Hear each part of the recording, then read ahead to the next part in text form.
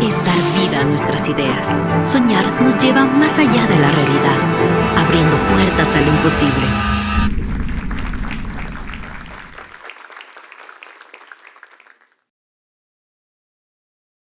Hola, hola, ¿qué tal? Buenas tardes con todos.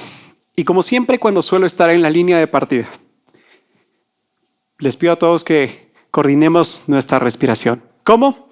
Simplemente para liberar tensiones e incrementar esa concentración. Así que vamos a empezar primero con 3 respiraciones profundas. Nuevamente volvemos a repetirlo. Y una vez más, una última vez. En este momento le digo a mi mente cuando estoy en una línea de partida, estoy listo. Vamos a hacerlo. ¿Han escuchado alguna vez que el 0,01% de la población del mundo es parte de ese grupo élite? Son considerados los genios y líderes en su ámbito. Bueno, hoy les quiero decir que eso en los deportes se ve un poquito más alejado de la realidad. Porque en el deporte, en unos Juegos Olímpicos, solamente va el 0,001% de la población mundial. Y claro, si lo trasladamos ya a nuestro contexto ecuatoriano, nosotros en este 2024 tuvimos 40 representantes. Pero estos 40 representantes, ¿qué significa? En el Ecuador tuvimos en total 40 deportistas, pero que representan 1 de cada 425,000 habitantes. Esto es increíble. Ojo, hoy les voy a contar cómo soy parte de esta estadística.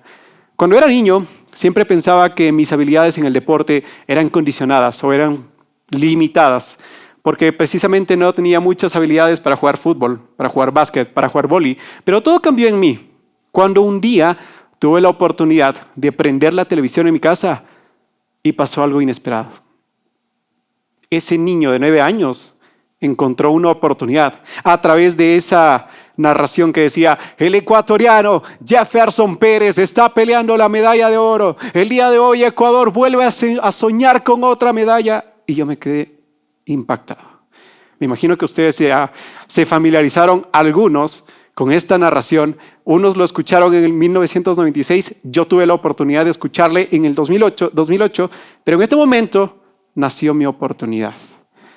Yo no conocía en absoluto de lo que era la marcha atlética. Para mí era un movimiento impresionante, cómo movían y desplazaban sus caderas, cómo tenían esa concentración. Siempre que sí crecí viendo a Jefferson Pérez con esa mirada fija en llegar a la meta. Y hoy por hoy entiendo que esa mirada no era ni siquiera por una medalla.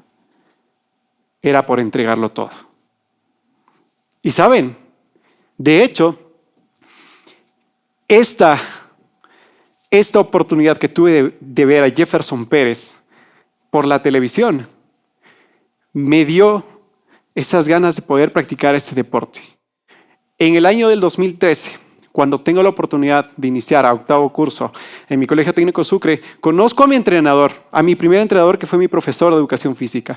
Por suerte, él había sido exatleta y él me incentivó a ser parte del grupo de atletismo que luego me presentó a mi entrenador, con el cual compartimos un largo proceso, Javier Cayambe.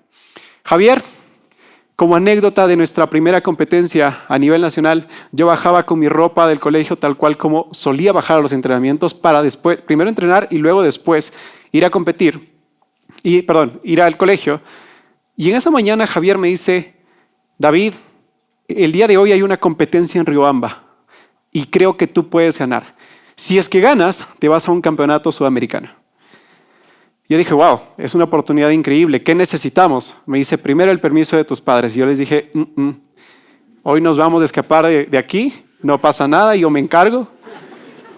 Y él solamente me hizo una pregunta: ¿conoces la vía Riobamba? Porque ni siquiera estaba inscrito. Él solamente sabía que yo podía ganar en esa competencia.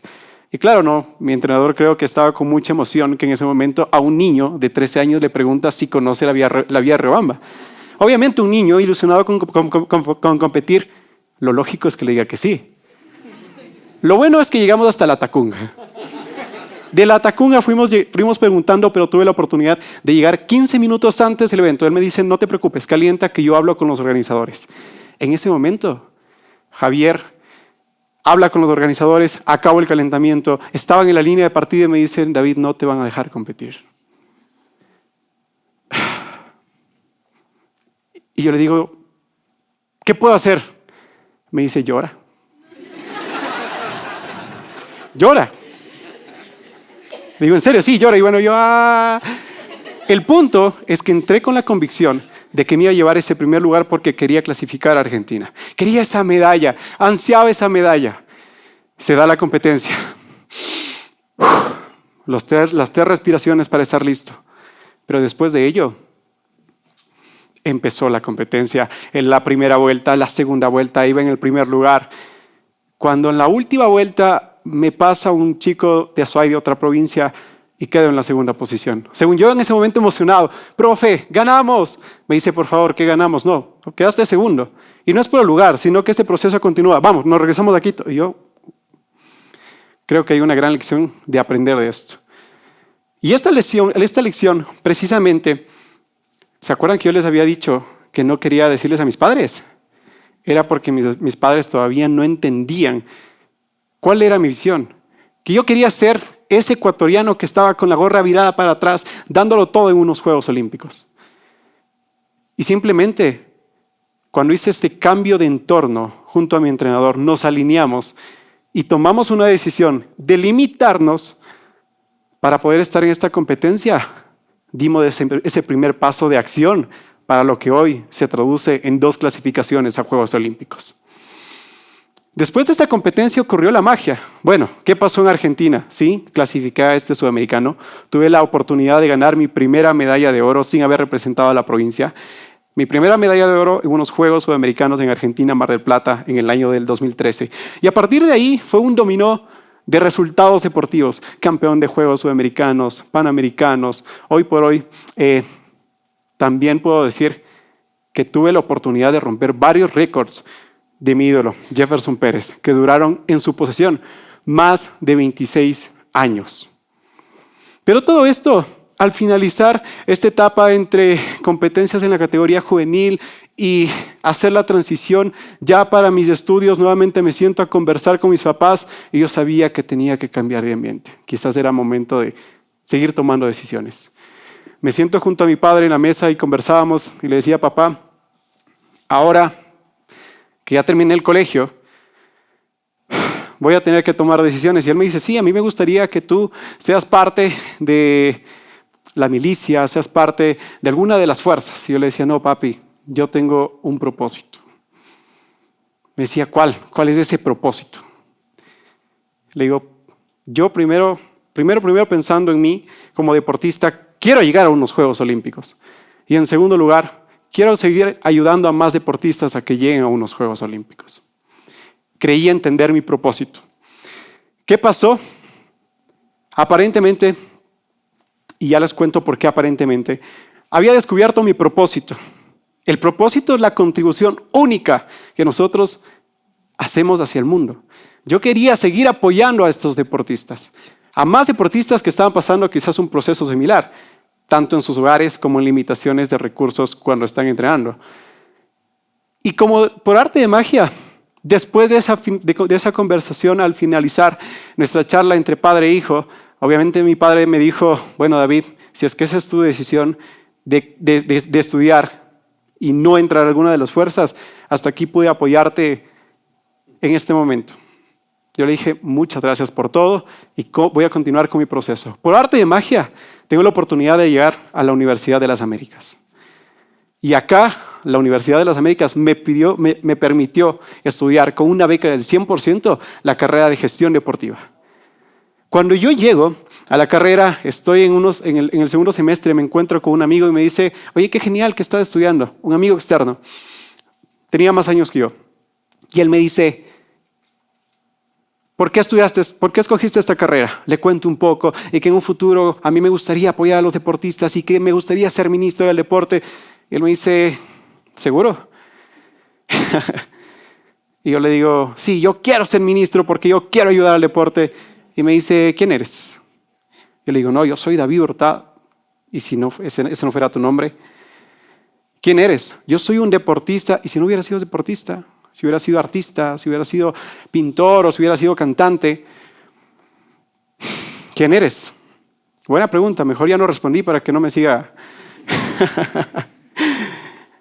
Continué con este proceso de llegar a unos Juegos Olímpicos. El 5 de junio del 2021 tengo la oportunidad de clasificar a los Juegos Olímpicos de Tokio 2021. Mi tan anhelado sueño, que era ponerme una BBB de Ecuador, estaba a punto de hacerse realidad. Pero de por medio estábamos pasando por una situación mundial, que era la pandemia. Yo sabía que no podía darlo por hecho el estar en estos Juegos Olímpicos hasta que no esté en la línea de partida. Entonces, ¿qué es lo que pasa? Me subo al avión y en el vuelo de Ámsterdam a Tokio, lastimosamente empiezo a tener un malestar. Ustedes ya se imaginarán, ardor de garganta, secreción mucosa, dolor de cabeza. Bueno, yo decía, ojalá esto no pinte para COVID, solamente sea un susto. Llegamos al aeropuerto, David Hurtado da positivo para COVID-19. Le toca estar encerrado 10 días en una habitación con la posibilidad de que pueda o no participar. En ese momento, yo llego a la habitación de ese encierro y lo que hago al ver esa cama, al ver todo lo que tenía a mi alrededor, es ver un centro de alto rendimiento. Todavía mi ilusión de participar no estaba muerta. Se había alimentado muchísimo más. Pero ahí llegó esa pregunta de mi amigo que me había dicho, ¿quién eres? ¿Quién eres? Yo me preguntaba y me decía, sí, es verdad, ¿quién soy? Quiero ganar una medalla olímpica. ¿Y qué significa tener una medalla olímpica colgada en el pecho? ¿Qué significa tener ese metal y que te puedan decir, eres medallista o eres campeón olímpico? Y sentado con las lágrimas rodando en mis mejillas, dentro de esa habitación, simplemente me había dado cuenta que estaba viviendo bajo una ilusión de querer llegar a un cargo en este sentido público para poder incentivar, cuando verdaderamente la magia es hacer las cosas y hacerlas con el corazón. Me hacía falta saber cuál era mi identidad. La identidad es esa única parte de ti que nadie más, absolutamente nadie puede replicarla. Y muchas veces por tener ansias de un resultado, de una carrera, de algo material, nos olvidamos quiénes somos. Porque nos empezamos a caracterizar por eso externo que creemos que nos identifica. En ese momento me di cuenta que a David Hurtado no le identifica una medalla. No le identifica el que le llamen campeón, sino le identifica cómo es como persona. Acá me di cuenta que para poder alinear mi propósito de vida, tenía que primero conocer mi identidad. Y claro, no les cuento la idea de qué pasó, ¿no?, en esos Juegos Olímpicos. Gracias a Dios tuve la oportunidad de salir el día número 10 de mi contagio. Y al siguiente día salí el último vuelo para mi lugar de competencia, que era en Sapporo. Tuve la oportunidad de participar en estos Juegos Olímpicos, quedar en el puesto número 19, pero después de eso viene la transformación. En el año del 2023, David Hurtado se convierte en el primer ecuatoriano en clasificar a unos Juegos Olímpicos. Para el 2024, obviamente. Pero porque ya me sentía completo. Ya no sentía como que me hacía falta ese metal por el cual aparentemente estaba luchando. Simplemente ahora todo cambió. Y era darlo todo en cada paso, en cada entrenamiento, en cada actividad que haga. Se dio la vuelta a la situación. ¿Y saben qué? Y al darse la vuelta a la situación, me di cuenta de que también nosotros no estamos aquí solamente para pensar en ese resultado, o para pensar en esa medalla, o para pensar en esa participación, o para pensar en ese título. Sí, las medallas son parte del proceso, pero no es el destino final. Si nosotros queremos construir un legado sólido que perdure en el tiempo, lo más importante siempre va a ser conectar con nuestra identidad, alinear hacia nuestro propósito y tercero, tomar acción. dar ese primer paso. Pegarse esa primera lloradita para que te puedan dejar participar en esa competencia, ese es el primer paso. Y solamente alineando estas tres cosas, en un futuro ocurrirá la magia que se llama un legado. Porque un legado no solamente se construye con esas pequeñas cosas que dejamos atrás, materiales, lo que nos quitamos y nos desnudamos ante el mundo y decimos, este soy yo, esta soy yo, sino que también se construye ese legado pensando en que siempre vamos a sembrar la idea y la oportunidad de que alguien más pueda trascender su vida tal cual como ustedes lo hicieron en esa actividad. En este caso, tal cual como David Hurtado lo hizo con el deporte. Hoy por hoy esto para mí no solamente muere acá. Estoy involucrado en proyectos sociales que incentivan a los niños a que puedan transformar su vida a través del deporte. Y no porque sea deportista, y no porque quizás hoy por hoy he clasificado en los Juegos Olímpicos, sino porque quiero dejar el mundo mucho mejor de como lo encontré, sembrando una oportunidad en cada uno de estos niños. Les invito a soñar y les invito a dejar su legado, lo más alto que ustedes puedan dejarlo, pero sobre todo dando ese paso día a día. Muchísimas gracias.